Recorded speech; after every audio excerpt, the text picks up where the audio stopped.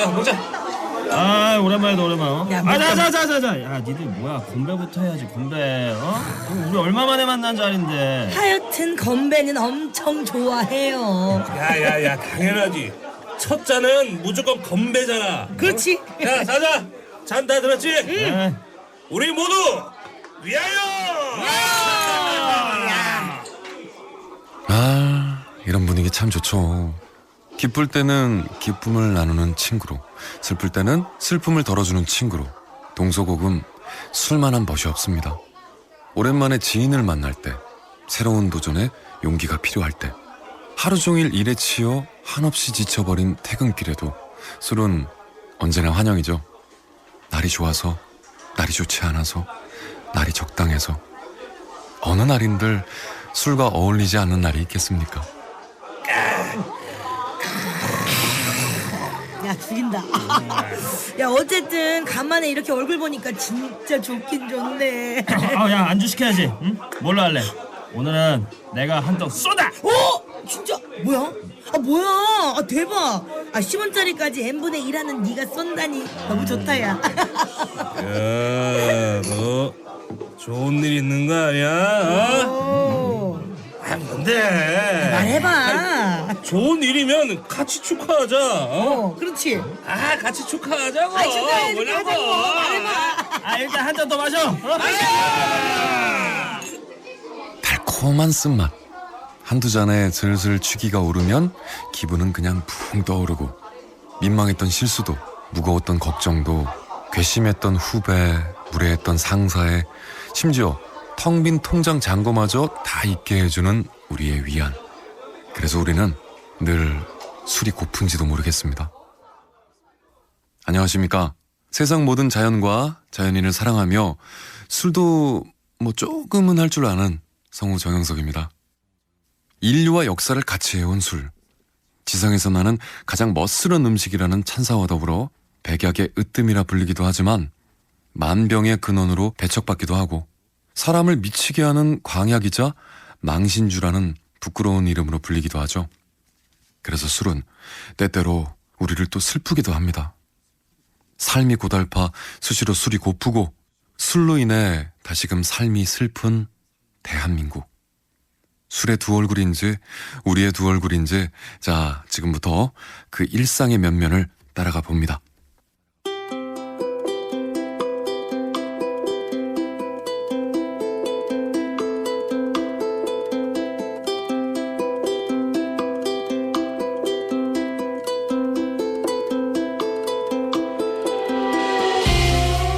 TVN 대구교통방송 개국 24주년 특집 다큐멘터리 술픈 대한민국.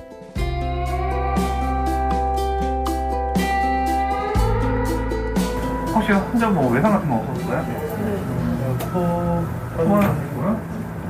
신고는 어떻게 됐어요? 신고는 그냥 부침 상태로 가면 경찰이 쓰러져 있거나 그런 건 아니었고요? 길가에 썰어져 있었다고 연락을 받았어. 두 분도 토하고 있더라고. 네. 그래가지고 안 되죠. 그래도 응급실간 갔다. 네. 일어나볼까요? 팔 빼고 일어나 볼게요. 침대로 갑시다 우리. 침대로. 오늘도 어김없이 만취 상태의 환자 아닌 환자가 구급차와 함께 자신도 모르는 내원을 했네요. 의식을 잃을 정도로 술을 마신 사람을 치료 보호하기 위한 곳, 주치자 응급의료센터입니다. 전 세계에서 한국에만 있다고 하죠. 비수도권 지역에서는 처음으로 대구의료원에 생겼는데요. 대구의료원 주치자 응급의료센터 예도영 간호사입니다. 2014년도부터 지금 시행을 하고 있는데, 질병으로 인해서 자기가 의식을 잃었는지 아니면 단순 술을 많이 먹어가지고 의식을 잃었는지 구분할 수 없는 상황이 계속 반복되고, 그 다음에 주치자 같은 경우에는 병원에서 수용하기가 굉장히 어렵습니다. 대구에 있는 모든 주치자 관련해가지고 해결이 안 되거나 아니면 진료가 필요한 경우는 보통 여기 경찰관 통해가지고 저희가 지금 다 보고 있습니다. 코로나19로 모두가 조심스레 사회적 거리두기를 하는 동안은 주치자 응급의료센터 역시 평화로웠는데, 거리두기가 해제되자마자 다시 반갑지 않은 그 이전의 활력을 되찾고 있습니다. 올해는 1월부터 5월까지 총 276명이 나왔고 월 평균 55명 하루에 1.8명 정도 오는 꼴이에요. 일단 뭐 여름 같은 경우에는 대학 축제 아니면 대구에는 치맥 페스티벌 하면 그때 좀 저희한테는 성수기예요. 과거에는 진짜 완전 행여 그 다음에 수급권자들 중에 알코올 환자들이 많았는데 지금은 오히려 젊은 사람들 그 다음에 일반 사람들도 많아졌어요. 이곳에는 경찰관도 항상 근무를 하고 있습니다. 주치자가 난동을 부릴 때를 대비해서인데요. 자, 제작진이 찾았던 한 여름날의 불금. 대구의료원에서 꼬박 밤을 지새며 근무했던 서부경찰서 최경원 경장과 대구의료원 예도영 간호사가 이곳 의료센터 내원 과정을 설명해드립니다. 대부분 이제 119에 인계를 돼서 오거든요. 대부분 의식이 없는 주치자다 보니까 상태를 일단 먼저 파악을 해야 되니까. 그래서 119에 인계해서 순찰차랑 같이 이렇게 합동으로 인계를 하는 경우가 많습니다.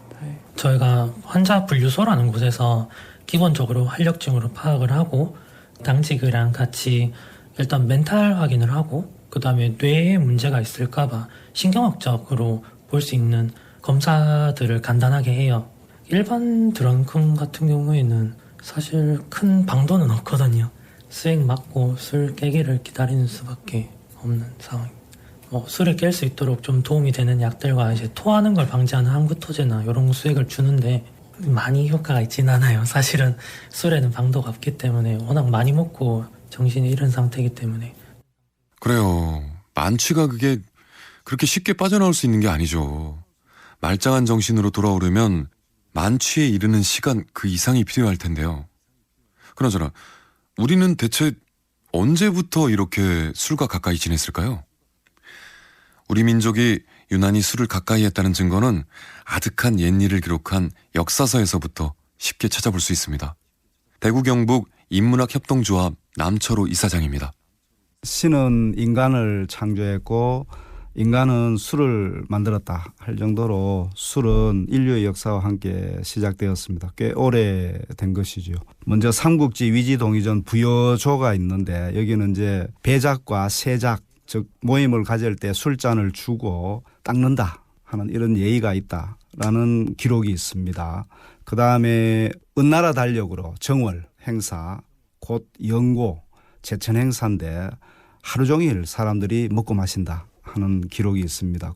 그다음에 실록, 왕조실록에 보면은 술에 대한 기록뿐만 아니라 일화가 굉장히 많이 소개되고 있습니다. 정조는 애주가였거든요. 그래서 불취무기라고 할 정도로 취하지 않으면 집에 돌아가지 못한다. 그 정도로 술을 많이 먹고 좋아했습니다.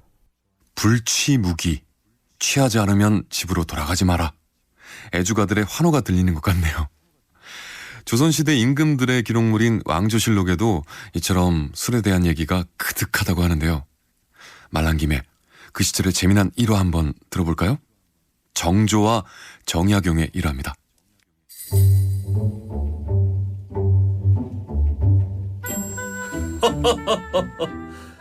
네, 이것을 과제로 내면서도 답을 내는 이가 없을 거라 여겼거늘 놀랍소. 정약용은 반드시 큰 재상이 될 것이로다. 전하! 성균관 유생 정약용 들었사옵니다. 들라이르라. 밤낮으로 학문에 애쓰는 그대에게 내 줄 것이 있어 불렀네. 자, 옥필통 가득 따른 소주 한 사발 어서 들게라. 전하, 저는 술을 못하옵니다.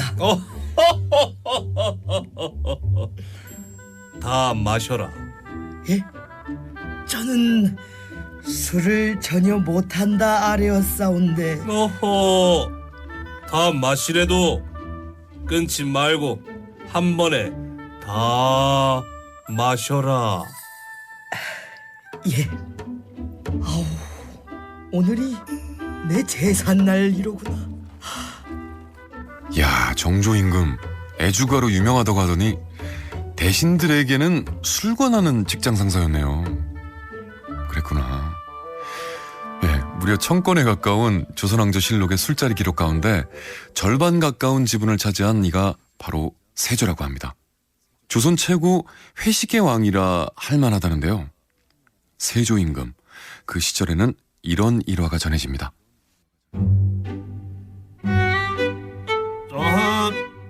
그대는 어찌 그 같은 말술을 마시고도 한치의 흐트러짐이 없는가? 참으로 대단하도다. 전하, 과찬이시옵니다.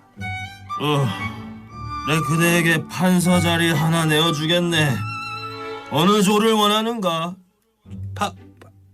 판서라 하셨사옵니까? 나 크게 취하고도 실수하는 말을 하지 않으니 판서로 삼아 쓸만함을 내 오늘 이 자리에서 알았노라.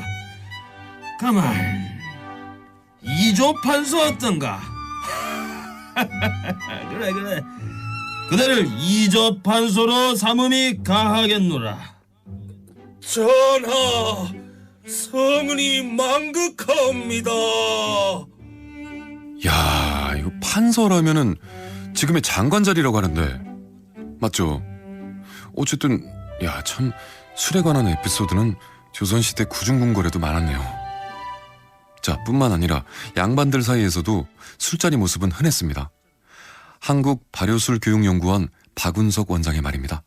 김홍도라든지 조선시대 화가들의 그림에도 술에 대한 이야기가 많이 담겨 있거든요. 대표적인 게 대쾌도라는 그림에 또 보면은 양반들이 술에 취한 양반이 갓을 벗어 던지고 신발을 벗어 던지고 흐트러진 모습을 그림으로 그래서 전해오는 그런 종류의 그림들도 굉장히 많이 남아 있습니다.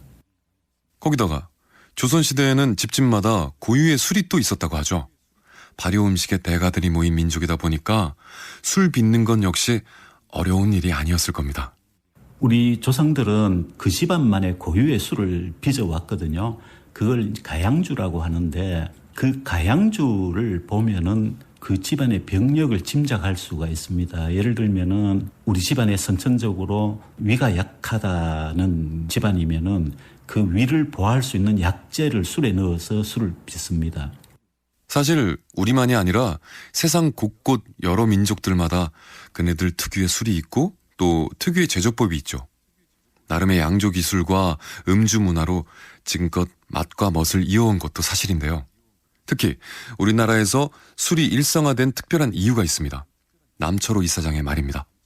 유교 문화권과 관련이 있다는 걸 조금 먼저 말씀을 드려야 될 것 같은데 제사를 지내고 나면 음복을 하거든요. 그다음에 예주는 정월에 저온살균을 해서 만든 술을 얘기하는데 이런 술을 만들어서 제사나 차례주로 사용했기 때문에 전 국민이 술을 먹었다. 일단 이렇게 말씀을 드릴 수 있고 손님 접대 문화하고 반주 문화와도 관련이 있습니다. 예컨대 사랑채에 손님 오시면은 거기 손님을 대접하면서 밥을 내는데 거기에 반주를 대접하거든요. 그래야 사람에 대한 도리를 다했다. 그다음에 또한 농경사회였기 때문에 노동요를 하면서 노동주를 마셨는데 이 노동주는 주로 탁주였습니다. 야, 술의 역할이 참으로 대단했네요. 신 혹은 조상과의 연결고리 역할을 해준 신성한 제물이었고 사랑채 손님과는 정을 나누는 친밀한 음식이었고 노동의 현장에서는 힘을 북돋워주는 친구이기도 했던 술. 특히 조선시대 이후에는 술이 관원상제와 연계되면서 더더욱 우리 일상과 가까워졌다는데요. 이런 친밀감은 대중문화 속에서도 쉽게 확인할 수 있습니다. 대구 가톨릭대학교 미디어 영상 광고 홍보학과 남종훈 교수입니다. 우리나라 드라마에서도 기존에 워낙 많은 음주 장면이 등장을 하기도 했죠. 우리네 아버지들의 삶의 애환을 표현할 때 주로 그런 어떤 스테레오타입 형태, 즉 전형적인 형태의 모습으로 음주 장면을 연출하기도 했고요. 또 하나 광고 같은 경우는 상품 판매를 원래 목적으로 하는 그런 어떤 콘텐츠이다 보니까 당연히 그 속에서 판매되는 술을 조금 더 미화하고 좀 더 맛있게 보이게 최선을 다해서 만들 수 있고 또 그런 어떤 술을 판매하는 모델로서 당대 최고인 어떤 톱스타를 기용을 한다든가 이런 노력을 사실은 끊임없이 해온 게 오늘날의 현실입니다. 저도 집에 들어가면 답답한 일이 한두 가지가 아니에요. 하지만 일단은 한 잔 취해버리면 아주 기운이 좋아버리네요. 아하, 아홍도야, 울들 마라. 아저씨 오빠가 있다. 오, 이 장면.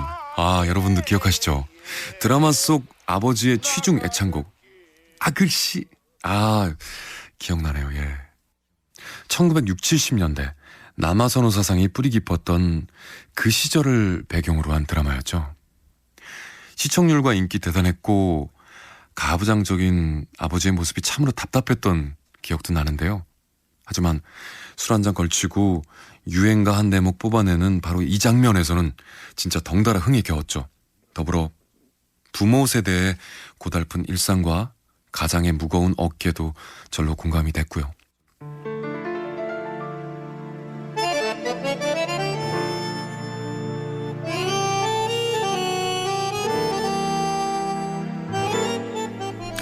이 노래 좋아하시는 분 많을 거예요. 너무 좋죠. 네. 무슨 비 내리는 날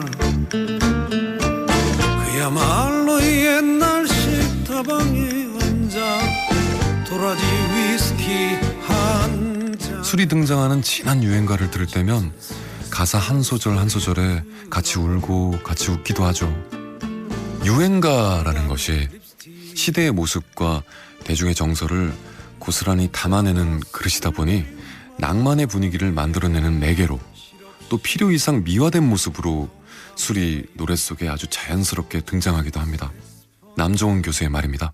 술을 좀 미화하는 부분? 그런 사례를 조금 들어보면 이제 뭐 적당히 마시면 약이라든가 이런 표현들 많이 했죠. 근데 이런 부분들은 최근에 방송 심의 규정에 의해서 표현을 못하게 법으로 막고는 있습니다. 그렇지만 또 다른 표현들 뭐 남자가 술을 못하면 큰일 하겠니 라든가 술도 좀 잘 마시고 그래야 통도 크고 뭐 이런 거. 그래서 이런 것처럼 술로 인해서 약이 되는 그러면 또 다른 약간의 실수는 사회에서 그냥 용인을 하는 이런 분위기도 좀 있었고요. 술을 잘 마신다는 거는 아무래도 좀 뭐 한국 사회에서는 뭐 양으로도 사실 잘 마신다는 표현이 좀 물리적으로 될 것 같고요. 술을 좋아하는 사람은 정이 많다? 이런 얘기는 조금 들어본 것 같아요. 술자리를 빌어서 친구를 사귀면 인맥이 넓어진다 이런 얘기를 하는데 그때 당신은 친한데 맨정신에 또 만나면 이게 되게 어색하다고 하더라고요. 1년에 술을 제가 막 먹고 싶어서 먹는 날 이런 게 한 5번도 안 되거든요. 근데 사회생활을 하다 보면 한 잔, 2잔 정도는 마실 줄 알아야 된다고 생각을 합니다. 저는 필요하다라고 생각을 해요. 적당히 그냥 반주를 하면서 사람들이랑 어울리고 교감하는 데 있어서 또 좋은 주제거리라고 생각을 하거든요. 술이 무기가 되기도 하고 술이 약점이 되기도 하는 우리 사회. 강권하는 술잔도 만취로 인한 실수도 쉽게 관용되는 분위기죠. 이건 대체 어디에서 비롯된 걸까요? 대한 칵테일 조주협회 이희수 협회장은 이렇게 설명합니다.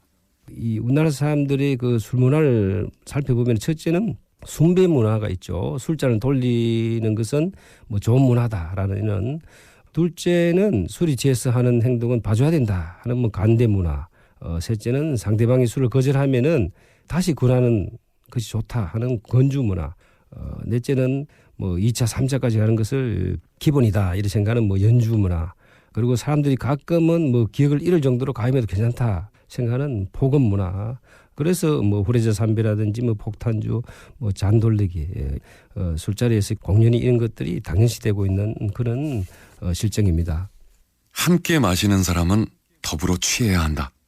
이 같은 우리의 술자리 의리는 집단을 중시하는 문화와도 관련이 깊다는 주장이 있습니다. 계명대학교 심리학과 김민영 교수입니다. 한국이 집단주의가 세기 때문에 집단주의에서는 나가 사실은 나 혼자만은 아니거든요. 나를 생각할 때 나의 부모님과 친척들과 친한 사람들, 동료들 다 포함해서 나라고 생각해요. 그래서 이 문화권에서는 동질성이 아주 중요해요. 내가 마시는 것이 또 네가 마시는 것이고 네가 마시는 것이 내가 마시는 것이고 이런 정서 심리적인 게 또 작용을 하는 것 같습니다. 한국 사회에서는 술을 잘 거절하지 못하는데 이 동조 현상으로 또 설명을 할 수가 있습니다. 다 예스하는데 혼자 노하면 왠지 바보가 되는 것 같고 나 혼자 튀는 것 같고 그래서 집단에서 그것을 따르는 게 차라리 편하기 때문에 동조를 하면서 술을 거부하지 못하게 되는 현상이 일어납니다.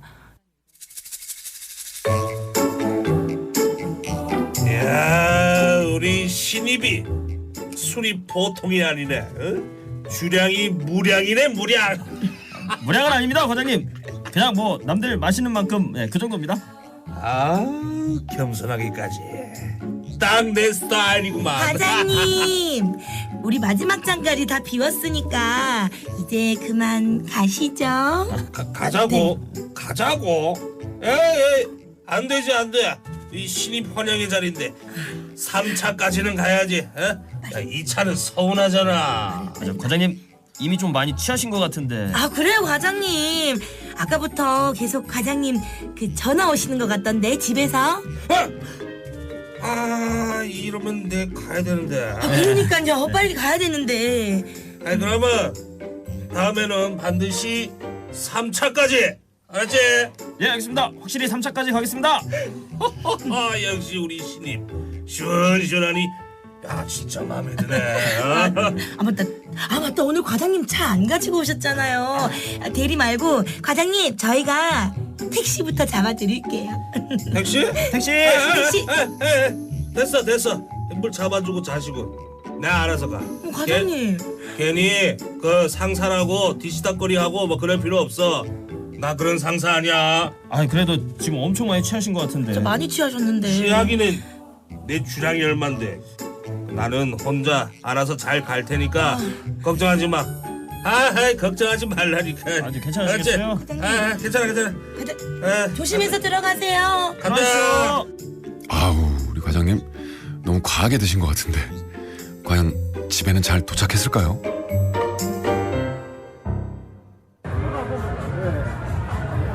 술 취해서 어르신 이대로 마세요. 운전자 좀 지나가겠습니다. 네, 대구시 고열입니다. 네, 여기 그 대구 삼덕동쪽인데요. 여기 앞에 살인분이 너무 튀어서 멈추셔가지고. 술취한 사람이 신고하시는 거네요. 고백령 322번 동덕 하나가 설치하자 사장다. 일어나 보세요. 일어나 보세요. 고개 들어봐요. 고개 들어봐요. 돈이 깨게 제 주물러 드리는 거예요. 그냥 고개 한번 들어봐요. 어디 아픈 데 있어요? 같이요. 술 많이 드셨네요. 경찰관이에요. 눈 한번 떠봐요. 여기 길가에서 누워 계시니까 저희 신고 들어와서 왔거든요. 일어나봐요. 자, 하나, 둘, 셋. 아이고. 해가 지면 생기가 돌고 밤이 깊을수록 활기가 넘치는 대구 중심가 동성로. 아직 술에 취하지 않았다고 집에 홀로 갈 수 있다고 술 부심을 과시하던 술꾼들이 오늘도 112 혹은 119 신고로 주치자 대열에 오릅니다. 대구 동덕지구대 박성은 경장, 윤종길 경사입니다. 동덕지구대는 법정동 기준으로 삼덕동, 대봉동, 교동, 동인동 관할구역으로 중부서 전체 신고의 약 45% 정도를 동성로 클럽골목 일대에서 112 신고가 발생하고 있습니다. 최근에는 점진적으로 신고가 늘어나는 추세입니다. 주말 같은 경우에는 새벽 2시에서 6시 사이에 신고가 5, 60건 이상 동시에 들어오기도 하거든요. 금요일이나 토요일 그리고 공휴일 전날 그 술자리가 어느 정도 깊어진 새벽 2시에서 6시 사이에 신고가 가장 많고 그 12월 31일이나 할로윈데이, 크리스마스 이브, 명절 같은 특정한 날에 평소 주말보다도 1.5배에서 2배 이상 신고가 많아지기도 합니다. 마음이 통하거나 통하고 싶은 사람끼리 모여 기울이는 술잔. 은은하게 취하는 미취 정도에서 조절할 수 있다면 정말 더없이 즐거울 텐데 통제 불능 수준의 과도한 음주까지 가게 되면은 결국은 갖가지 사고와 처벌까지 불러오게 됩니다.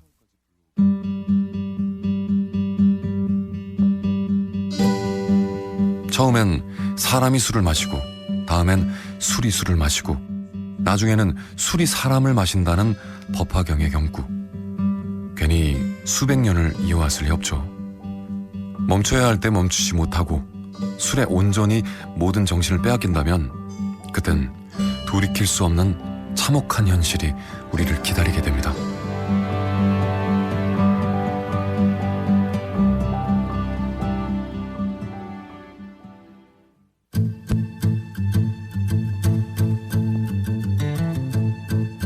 먼저 이 시각 시내도로 위쪽으로는 죽전내거리 부근 가장 주의하셔야겠습니다. 와령로 와령내거리에서 죽전내거리 방향 죽전역 계단을 승합차가 들이받는 단독사고 발생했다는 김타석 통신원 제보 19분경 전해왔는데요. 현재 구급차 여러 대 도착해 조치 중이라는 말 함께 전해왔습니다. 벌써 이제 1년이 됐어요. 작년 6월에 엄마가 이제 죽전내거리 교통섬에서 대낮에 진짜 음주운전 차량으로 인해서 갑자기 돌아가셨습니다. 저는 엄마의 둘째 딸이고요. 조희진입니다. 사실은 언니가 제일 먼저 연락을 받았고 저희 다 일하는 중이라서 다 전화를 못 받았어요. 저희 엄마 친구들이 어쨌든 모임에 가다가 이제 엄마가 그 사고 장소 그 바로 앞에서 당한 거라서 저한테 이제 전화가 왔더라고요. 정말 그 다급했는데 저희가 병원 갈 때까지만 해도 엄마가 다시 돌아가셨을 거라고는 생각 못했어요. 지난해 6월 16일 대구 달서구 죽전 내거리에서 음주운전자가 인도로 돌진해 길을 지나던 60대 보행자를 덮쳐 숨지게 한 사고였습니다. 사고 시각은 오전 11시 53분. 남들은 점심 메뉴를 고민할 시각, 차량 운전자는 혈중 알코올 농도 0.156%의 만취 상태였고 보행자는 점심 약속에 가던 중이었습니다. 고도로 차가 올라올 줄은 꿈에도 생각 못했겠죠. 더군다나 약속 장소는 바로 코앞이었는데 한순간의 날벼락에 남은 가족들의 일상은 모두 허물어졌습니다. 저희 엄마가 일은 안 하시고 이때까지 평생 아빠 내줘 하면서 사셨거든요. 그러니까 아빠의 밥, 진짜 양말 하나, 그러니까 엄마가 다 해줬고 지금 아빠한테 아마 제일 큰 변화가 왔을 거예요. 저희 걱정 안 끼치려고 잘하고 있다고는 얘기하지만은 막상 집에 가보면 아니거든요. 제 동생이 원래 결혼식을 계속 준비하고 있다가 이제 코로나 등등 하면서 미뤄지면서 결국 날짜를 엄마가 잡아놓고 애들 다 준비시켜놓고 그렇게 돌아가신 거란 말이죠. 그래서 1년 뒤에 잡은 결혼식이라서 저희가 사실 원래 진행을 하긴 했어요. 했는데 진짜 너무 슬펐다. 그때 진짜 저희 많이 울었던 것 같아요. 음주운전이 얼마나 나쁜지는 그 누구에게 물어도 매우 나쁘다는 명확한 답이 돌아올 텐데 사고는 왜 이렇게 끊이질 않을까요?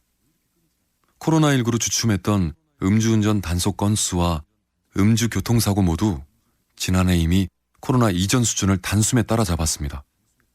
스스로 제어하지 못한다면 강제적인 처벌에 맡길 수밖에 없겠죠. 박경찬 변호사의 말입니다. 최근에 음주운전에 대한 처벌 규정에 대해서 이제 새롭게 개정을 했는데요. 이제 2023년 4월 4일부터 이제 시행됩니다. 혈중 알코올 농도가 0.03% 이상 0.08% 미만인 사람에 대해서는 1년 이하의 징역이나 500만 원 이하의 벌금, 0.08% 이상 0.2% 미만인 사람은 1년 이상 2년 이하의 징역, 500만 원 이상 1천만 원 이하의 벌금, 0.2% 이상인 사람은 2년 이상 5년 이하의 징역이나 1천만 원 이상 2천만 원 이하의 벌금으로 규정되어 있습니다. 단속은 아침, 점심, 저녁 시시때때로 계속되고 새로운 법안은 쉼없이 발의되고 있는 법은 더 강화해 개정되고 음주운전에 대한 법규와 처벌은 점점 더 매서워지고 있습니다. 대낮에 만취 상태로 운전하다 횡단보도를 건너던 보행자를 치어 3명의 사상자를 낸 20대 차량이 압수됐습니다. 경기 음주운전으로 면허가 취소된 뒤 최대 7년까지 운전면허를 따지 못하게 하는 법안이 국회에서 발의됐습니다. 음주운전으로 면허가 취소되면 다시 취득하는 데까지 필요한 기간을 최소 1년에서 2년으로 최대 5년에서 7년으로 늘리는 도로교통법. 전남에서 상습 음주운전자에 대한 첫 차량 압수 사례가 나왔습니다. A씨는 음주운전 전력이 8회에 달하며 누범 기간 중인 지난 3일 음주운전 단속을 피해 도주하다 인도 위 보행자를 치어 숨지게 한 40대 운전자에 대해 경찰이 구속영장을 신청하기로 했습니다. 검찰과 경찰은 상습 음주운전자는 원칙적으로 구속수사하고 법원의 중형 선고 필요성을 설득하는 등 강경하게 대응하겠다고 강조했습니다. 이번에 정해진 양형 기준이나 윤창호법 이후에 새롭게 설정된 음주운전에 대한 이제 법정형 등을 전체 살펴보게 되면 윤창호 사건 이후로 음주운전에 대해서는 엄하게 처벌하고 있습니다.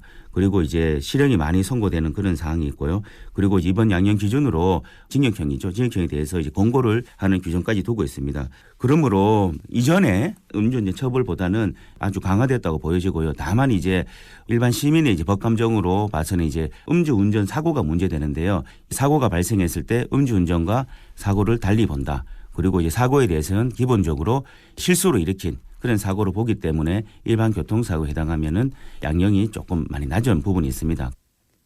하지만 지난해 6월 사망사고 이후 10개월 만에 나온 1심 판결에 유가족들은 더 큰 실망과 좌절만 얻었다고 말합니다. 아무리 규정이 강화되고 선고가 엄해졌다 해도 한순간에 가족을 잃은 이에게는 여전히 용납하기 힘든 수준이겠죠.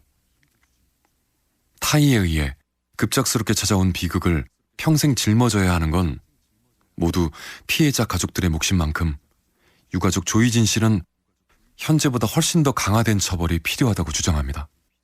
사실 법에 대해서 잘 몰랐고 법을 아시는 분들은 이런 음주운전이 원래 이렇게 형량이 이 정도라고들 다들 얘기를 하시지만 저희 일반인들 같은 경우는 음주의 전과 3번의 기록을 가진 사람이 그런 대낮에 그것도 안전한 거리에서 했다는데 3년이라는 사실이 다들 정말 말도 안 되는 형량이잖아요. 이게 실제 고의가 있고 없고를 자꾸 따지시는데 저는 고의가 있다고 본단 말이죠. 실제 술을 마시고 그렇게 해서 내가 할 수 있다는 걸 왜 맨정신에 생각 못 하겠어요? 그럼 조심을 했었어야 되잖아요. 확실히 바뀌긴 해야 돼요. 지금 음주에 대해서. 음주운전 피해자뿐 아니라 우리 사회 전체가 더 강한, 더 엄한 처벌을 요구하는 건 음주사고로 인한 사회적 비용이 어마어마하다는 데 있습니다. 오늘 오후 교육을 담당하게 된 장석용 부장이라고 합니다. 반갑습니다.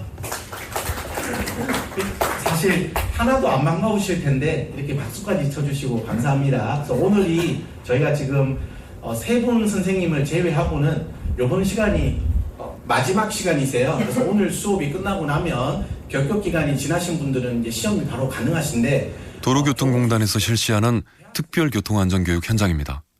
제작진이 찾은 곳은 음주운전자 과정 음주기본 2반 5년 안에 음주운전 2회 이상으로 면허가 취소된 운전자들이 교육을 받는 곳입니다. 도로교통공단 대구광역시지부 장석용 안전교육부장의 말입니다. 음주운전의 주요 원인과 이를 극복하기 위한 대처법을 배우면서 음주운전 관련된 처벌 규정과 주요 사례 등을 교육받습니다. 현재 교육제도에서는 취소자와 정지자 구분 없이 5년 내에 음주운전을 1번 한 사람, 2번 한 사람, 3번 한 사람 교육을 받아야 하고요. 1회자는 12시간, 2회자는 16시간, 3회자는 48시간의 교육을 받게 됩니다. 특히 우리의 음주운전이 더 걱정인 이유는 바로 상습이라는 점입니다. 좋은 것도 아닌데, 아니 매우 나쁜 것임에도 불구하고 지난 4년 동안 재범률 40%대를 꾸준히 지키고 있다니 이 무슨 쓸데없는 성실함인지 모르겠습니다. 모두가 안 된다고 말리는 일인데도 2번, 3번씩 음주운전 유혹에 빠져버린 이유는 대체 뭘까요? 3번째 걸렸습니다. 20년도 12월에 일을 끝나고 직원들이랑 같이 이제 밥 먹는 겸해서 술을 같이 조금 곁들여서 먹었는데 이 정도면 괜찮지 해서 운전을 해서 가다가 고가도로 밑에서 이제 음주 적발이 되었습니다. 덜컥 겁이 좀 많이 났었습니다. 이제 3번째 적발이었고 잘못하면은 이제 징역을 살 수도 있었던 상황이었기 때문에 속으로는 안 된다는 생각했는데 이제 습관성이 이게 좀 무서웠던 것 같습니다. 2번째 걸린 겁니다. 2년 전쯤 봄이었던 것 같고요. 코로나 때문에 단속을 잘 안 하던 시기였고 첫 번째 이후에 이제 다시는 음주운전을 안 하겠다는 마음을 먹고 이제 있었기 때문에 간단하게 이제 1차를 하고 이제 회사 선배들이 2차로 이제 이동하는 곳에 이제 먼저 와 있다. 빨리 와라. 그래서 뭐 저 같은 경우는 대리를 불렀죠 일단. 근데 그때 당시만 해도 저녁 9시쯤이 되면 한 1시간을 기다려도 대리가 안 오던 시기였기 때문에 한 40분 정도 기다리다가 거리도 가깝고 해서 한 800m 정도 운전을 했어요. 근데 잠깐 가다 보니까 이제 단속이 있었던 거죠. 최근 1년 동안 음주운전으로 면허가 정지되거나 취소돼 교육을 받은 이가 전국적으로 8만 명에 이른다고 합니다. 대구에서는 5천 명 가까이 된다고 하고요. 이 수많은 사람들이 알코올 탓에 명확한 판별 능력 없이 운전대를 잡고 우리와 같은 차로에 있었다? 아, 서늘하고도 무서운 현실이죠. 장석용 부장이 들려준 습관에 길들여진 어느 한 음주운전자의 사례도 우리를 놀라게 했습니다. 음주운전으로 운전면허가 정지된 상태에서 불과 2달 뒤에 무면허 상태에서 또 음주운전을 진행하신 분이 있었는데요. 이분은 음주운전에만 5번 단속된 분이었습니다. 이 교육생의 경우에는 평소에 술을 드시면 어떻게 집에 왔는지 기억이 안 난다고 하셨는데 본인도 음주운전을 안 하기 위해서 많은 방법을 해봤지만 자꾸 음주운전에 적발이 되자 결국 차를 처분하면서 음주운전을 끊을 수 있었다고 합니다. 독하게 끊어낸 음주운전의 습관, 지금도 잘 지키고 계시겠죠? 면허 취소자 교육생들의 다짐도 함께 들어보겠습니다. 사실 며칠 전에도 이제 같은 회사 사람이 이제 조금 마셨다 운전을 하려고 하길래 제가 대리를 불러줬어요. 내 꼴 나지 말라 이렇게. 쉽게 얘기하면 대리비 10,000원에서 혹시 20,000원 정도를 술을 드시고 100번 정도 한다면 해봐야 100만 원, 200만 원인데 지금은 저 같은 경우는 2번째 취소가 되면서 벌금만 1,200이었고요. 잘못하면 실형도 갈 수 있는 그런 법적인 부분들이 지금 개정이 돼 있기 때문에 음주운전으로 인해서 발각이 되면은 벌금이라든지 금전적인 문제도 생길 거고 이제 운전을 생업으로 하시는 분들도 분명히 있을 텐데 분명 지장이 있다고 생각하기 때문에 술을 먹는다고 하면은 애초에 그냥 운전대를 안 잡았으면 좋겠다 하는 생각이 듭니다. 당사자들이 부담하는 경제적 비용도 만만치 않지만 음주로 또 음주운전으로 우리가 함께 부담해야 할 사회적 비용의 규모도 어마어마하게 큽니다. 도로교통공단 장석용 부장과 대구 가톨릭대학교 남종훈 교수의 얘기 이어집니다. 음주운전 교통사고로 인한 병원비, 소득의 상실, 간호비, 차량 수리비 등 직접적인 손실 비용과 교통사고를 처리하는 재판 비용, 긴급 구호 및 보험회사 비용, 사고로 인해서 유발된 차량 지정체로 인한 시간과 연료 손실 등 사회 심리적인 비용까지 포함해서 많은 항목이 포함이 되는데요. 2021년도 음주운전 교통사고는 15,246건으로 음주운전 사상자 비용이 약 4,958억 원으로 추산됩니다. 이런 음주로 인한 건강관리나 치료 비용이 우리가 생각하는 수준 이상이에요. 거의 9조 원대가 넘는 비용이 음주로 인해서 뭔가 치료하고 하는 건강 비용으로 활용이 되고 있다라는 것입니다. 담배로 인한 사회적 비용이 7조 원대에 달하는 거에 비교하면 음주로 인한 폐해 또는 어떤 사회적 비용, 복구 비용 이런 것들이 훨씬 더 많다라는 것을 알 수가 있습니다. 잘못된 음주 문화가 우리 사회 전체 발전에도 걸림돌이 되고 있는 셈이죠. 거기에 더해 주치, 만취자들 때문에 제작진이 만나본 경찰과 병원 관계자들의 고생도 이만저만이 아니었습니다. 주말에 이제 유흥가에 밀집되어 있다 보니까 이거보다 더 긴급한 신고들이 많거든요. 그런 주치자가 명절 같은 때나 이제 12월 31일 같은 때에는 한 라인에 10명 이상이 누워 있습니다. 그래서 주변에 가까운 분들이나 신고 주신 분들한테 좀 상황을 좀 봐달라. 우리가 신고를 빨리 조치를 끝내고 최대한 빨리 갈 테니까 그때까지만 좀 봐달라라고 요청하는 경우가 많습니다. 이게 주치자들이 또 낙상 위험이 있기 때문에 왔다 갔다 일어날 수도 있고 하니까 그래서 이렇게 계속 지켜보고 있고 이제 간혹 가다가 주치자들 중에 주치 상태가 해소되지 않았는데도 수액 같은 걸 이제 강제로 뽑거나 아니면 뭐 집에 그냥 강제로 가겠다 비틀거리면서 가겠다 뭐 이러시는 주치자들이 많아서 그럴 때는 좀 난감할 때가 있습니다. 술을 취하고 토를 많이 한 상태면 보통 탈수가 있는 증세가 많은데 그런 경우에는 혈관이 많이 잘 안 보이는데 저희가 노력을 하려 해도 팔을 뿌려치거나 주먹이 먼저 나오니까 굉장히 위험한 그런 게 제일 힘든 것 같아요. 발길질 하시는 분도 많아요. 저희는 가까우니까 가까운 상태에서 처치하는데 바로 침 뱉어버리고 침 뱉는 사람도 많아요. 어떡하지? 술이 다 깨면 얼마나 민망할까요? 다행히 흥청망청 만취로 갖가지 폐해를 낳는 술 문화에서 우리도 이젠 벗어나려는 움직임이 나타나고 있습니다.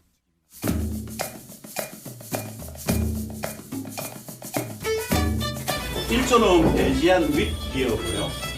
특징적인 재료가 여기 코리앤더 씨, 여기 고수 씨앗입니다. 고수 씨앗하고 오렌지 껍데기가 들어가거든요. 2조는 세션 페일 에일인데 무엇보다 강렬한 호기심으로 들뜬 현장이었다고 하던데 여러분 느껴지시나요? 요거였죠. 아까 이게 14g 요거 하나 넣으시고, 예. 요거 하나만 넣으시면 지금 8시 알람. 자신의 손으로 직접 맥주를 만들어 보고 싶은 사람들이 한자리에 모인 건데요. 요즘 이렇게 자가 양조에 나서는 사람들이 점점 늘고 있다고 하네요. 넣으세요. 좀 넣고 색깔이나 향이 확 변하는 게 있어요. 수제 맥주를 되게 좋아하는 편이어서 맥주를 원래 좀 좋아하는 편이고 수제 맥주에 관심이 많아서 그 아는 선생님이 이런 수업이 있다고 하셔가지고 신청하게 됐습니다. 우리 딸이 이거 배워봤다고 재밌다고 해보라고 했어. 기분 좋은 노후를 위해서 집에서 만들어 먹게. 특별하게 시중에 술은 많지만 내가 만드는 술로 주변 사람들하고 같이 잘 익어가기 위해서, 잘 늙어가기 위해서 배워놨어요. 취미로 좀 배우고 싶어서. 직장 생활하면서 스트레스 풀 때도 없고 해서 뭔가 배우고 하는 거 좋아해서. 마셔서 취하는 게 목적이 아니라 술이 가진 역사와 스토리를 배우고 직접 맛을 만들어 취미로 즐기는 문화. 술을 대하는 우리의 시선이 조금씩은 변하고 있는 거겠죠. 전문가들이 느끼기에도 이젠 주량, 술의 양이 아니라 술의 의미와 가치와 역할을 따지는 질적인 성장이 우리 사회에서도 나타나고 있다고 합니다. 한국발효술교육연구원 박운석 원장과 대한칵테일주주협회 이희수 협회장의 얘기 이어서 들어보겠습니다. 술에 대한 트렌드 자체가 많이 바뀌고 있죠. 불과 얼마 전까지만 하더라도 사람들은 많이 마시는 게 유행이었다면 지금은 여러 가지 술 중에서 맛을 보고 내 입에 맞는 향과 맛을 골라서 한두 가지를 마시는 거죠. 코로나19 이후에 홈술이라든지 홈텐팅 등의 문화가 확산되면서 특히 MZ세대들이 즐겨 마시는 하이볼과 와인 등이 인기를 끌고 있습니다. 합법적인 기호식품이라 누구도 말릴 수 없지만 과한 술이 사회에 미치는 영향이 큰 만큼 건전한 술 문화를 위한 조기 교육이 필요하다는 지적도 귀담아 들어야 할 것 같습니다. 미성년자들에게 정기적인 음주 교육이 꼭 필요하다고 보고 올바른 음주 문화를 배우고 또 술의 장단점을 정확히 알고 있으면은 조금 더 도움이 되지 않을까 그런 생각을 해봅니다. 그래서 대학에서도 사실 뭐 이런 건전 음주 문화 관련된 교양 과목이 꼭 필수적으로 이제는 있어야 된다. 사회적으로 음주에 대한 그런 경각심이 사실 대두되기 때문에 10대, 20대 술을 처음 접하는 그런 그 사람들이 꼭 필요한 교육이다. 전 세계 어디에도 술 없는 문화권은 없고 술과 동고동락한 인류의 역사도 길지만 무작정 술을 권하고 무한정 술을 마시는 것이 대인배의 미덕이던 시절은 이젠 시간과 함께 흘려보내야겠죠. 세계보건기구마저 적정 음주량을 권고하고 나선 만큼 많이 마셔서 잘 마시는 게 아니라 알맞게 마셔야 잘 마시는 게 바로 술입니다. 이게 선택의 문제라는 것을 극명하게 보여주는 사례가 있는데요. 셰익스피어의 예를 들면은 오 신이시여 인간들은 자신의 정신을 빼앗아가려는 적들을 그들 입안에 부어넣고 있나이다. 이렇게 얘기했거든요. 이게 완전히 정신을 빼앗는 것인데 지금 그것도 모르고 입에 들어붙고 있다고 했어요. 먹지 말라는 뜻이죠. 그런데 알레한드로 조도로프스키란 영화 감독이 있는데 이분은 그 반대로 얘기를 했어요. 모든 병은 금지에서 비롯된다. 근데 금지는 미신에서 유래했을 뿐이다. 술을 금기하거나 이러하는 것은 잘못된 것이다. 사람이 만들어 놓고 그것을 금기할 필요는 없다는 것이죠. 인간이 술을 만들었고 그것을 이용하느냐 아니면 거기에 잡아먹히느냐는 우리 모두 인간의 선택에 달려 있다.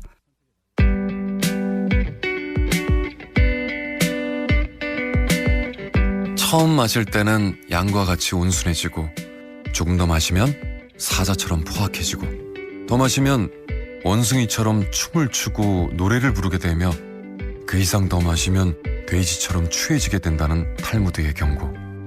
여전히 유효하죠. 오랜 시간 술은 우리에게 소통과 결속, 휴식과 편안함을 주며 약주로까지 칭송을 받아왔습니다만 그 한 잔의 술이 진정한 약주가 될지 독주가 될지 또 위로가 될지 위험이 될지는 순전히 술잔을 기울이는 우리의 책임입니다. 저는 술 먹죠. 사실 이게 본인이 재량껏 마셔야 돼요. 이게 자기 몸도 컨트롤 못하고 마시는 경우가 되게 많은데 별로인 것 같아요. 잘못된 음주 문화로 인해 엄정한 법적 책임과 막대한 경제적 손실을 입게 될 수 있다는 점 꼭 기억해 주시고 우리가 더 이상 술에 관대할 수 없는 시대를 살고 있다는 신념을 이제는 받아들여 주셨으면 좋겠습니다. 전 술이 나쁘다고는 생각하지 않습니다. 근데 술을 마시는 사람과 그 같이 먹는 사람과 즐기기 위해서 만든 자리다 보니까 아무리 힘들고 답답한 일 때문에 술을 먹었더라도 그 뒤에 행해지는 행동에 대해서 책임은 술을 마신 본인이 져야 된다는 걸 깨닫고 안전화된 그런 사회에서 술을 먹었으면 좋겠습니다.